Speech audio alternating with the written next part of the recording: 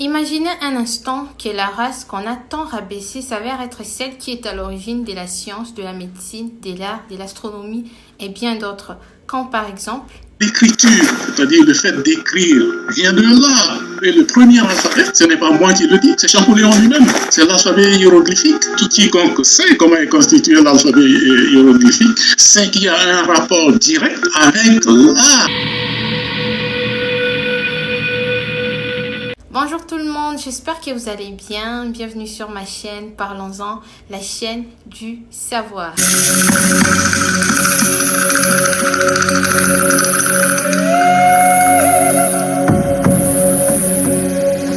Parlons de l'Égypte antique. Comme nous tous nous le savons, l'Égypte antique est une source inépuisable de mystères qui ont attiré la curiosité du monde entier au fil des siècles. Les origines et le développement de la civilisation égyptienne constituent en grande partie une série de conjonctures fondées sur les découvertes archéologiques ainsi que les sources textuelles.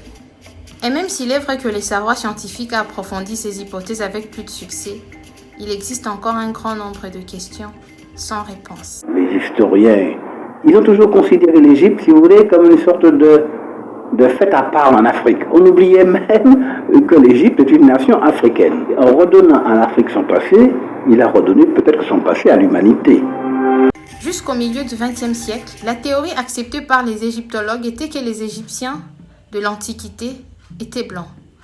En 1954, le Sénégalais Cheikh Anta Diop affirme que les Égyptiens de l'Antiquité étaient plutôt noirs et a déclaré clairement qu'il y a eu falsification. Selon lui, l'Égypte antique était une civilisation nègre. C'est effectivement un paradoxe que ce continent qui est à l'origine de la civilisation humaine soit classé jusqu'à ces dernières décennies comme un continent fruste qui n'a rien apporté à l'humanité, alors que l'Afrique est à l'origine de la civilisation humaine. Les gens vont sauter quand ils vont entendre ça, professeur. Et même les sources grecques primaires désignent l'Égypte comme le berceau des certains traits culturels en matière de la philosophie, de la religion et même de l'architecture.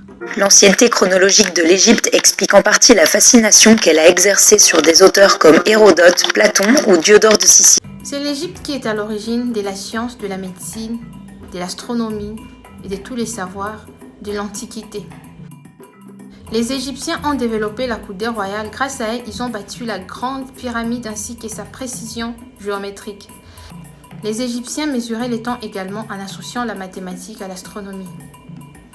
Ils ont divisé la journée en 24 heures et ont créé le premier calendrier, d'où le premier système de datation à contenir 365 jours dans une année. Et les Grecs sont venus puiser dans le savoir égyptien à partir du 6e siècle. En moins 525, Cambyse détruit, si vous voulez, la souveraineté égyptienne. Les Perses s'installent.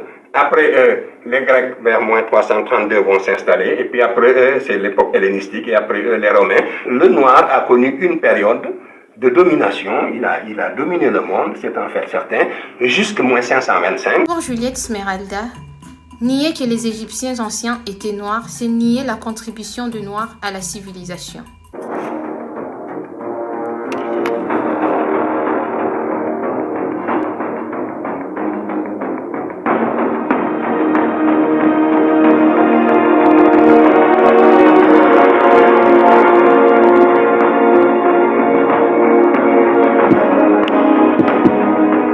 Comment expliquer par exemple le fait qu'on retrouve le trait esthétique négro-africain chez les personnes qui l'ont dit blanches?